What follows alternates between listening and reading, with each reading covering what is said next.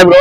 ఆయన అయితే తెనాలిలో నిన్న ముగ్గురు కుర్రోళ్ళని ఏదో కానిస్టేబుల్ మీద చేసుకున్నారని చెప్పేసి రోడ్డు మీద 3rd డిగ్రీ విక్రమార్కుడు లెవెల్లో ట్రీట్ చేయడం జరిగింది.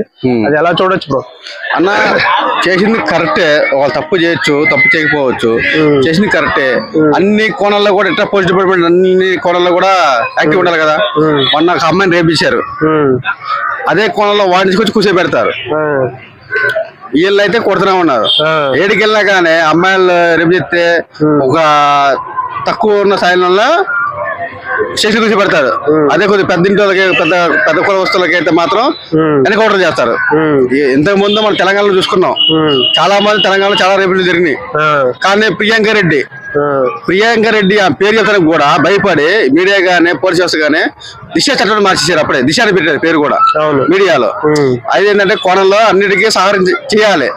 ఇది కొంత ఇప్పుడు జరిగింది కరెక్టే. వాళ్ళు తక్కువ స్థాయిలు కాబట్టి వాళ్ళు గంజమత్తం చేశారు.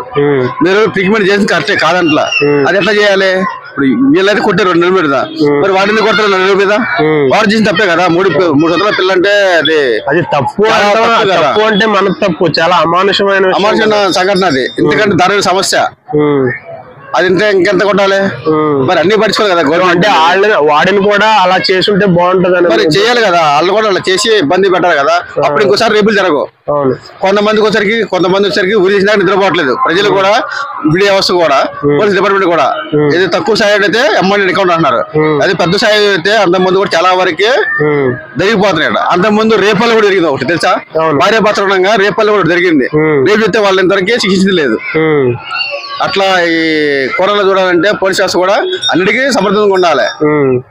అంటే ఏపీలో పోలీస్ వ్యవస్థ ఈ మధ్య కాలంలో అంటే పాత మినిస్టర్లని బాగా హెరాస్ చేయడం, అంటే వాళ్ళకి మినిమం రెస్పెక్ట్ లేకుండా మన సిద్దిరాపల్రాజు మీద కూడా ఒక సిఐ అది చెయ్యెత్తి మాట్లాడటం జరిగింది. లక్ష సాధింపు రాజకీయాలు తప్పితే ఏమీ లేకుండా పోతున్నాయి. పోలీస్ డిపార్ట్మెంట్ కూడా తప్పు చేస్తే కొట్టు, తప్పులు దాంట్లో. అలాంటిది తప్పుడు జరిగిన దానికి నువ్వు చేసే పనులకి చాలా పొంత లేకుండా పోతుంది డిపార్ట్మెంట్ కూడా. తప్పులు జరుగుతున్నాయి. గంజాయి మధ్యలో 3 కుర్రోళ్ళు ఒక కానిస్టేబుల్ మీద చేసుకుంటే ఇప్పుడు మీరు వచ్చి రోడ్డు మీద వాళ్ళని కొట్టేశారు అంటే వాళ్ళకి వీళ్ళకి పెద్ద తేడా ఏముంటది? వాడు తప్పు చేస్తే తేడా ఏముంటది? వాడు గవర్నమెంట్ అధికారి కదా, నువ్వు కూడా అలా చేస్తే అట్లా. వాడు ఎదవండి, వాడు తాగిన మొత్తం చేశాడు. నువ్వు అన్ని సక్రంగా ఉన్న డ్యూటీ చేసినప్పుడు నువ్వు వాడిని శిక్షించాలి. కాకపోతే ఎట్లా శిక్షించాలి? చట్ట ప్రకారం శిక్షించాలి. అంతేగాని ఇష్టం చట్టం చేస్తే చట్టానికి ఉల్లంఘనే కదా అది. అట్లా చేయడం కరెక్ట్ కాదు. పోలీస్ డిపార్ట్మెంట్ ఆలోచించి అన్ని కాదు. Okay, thank you.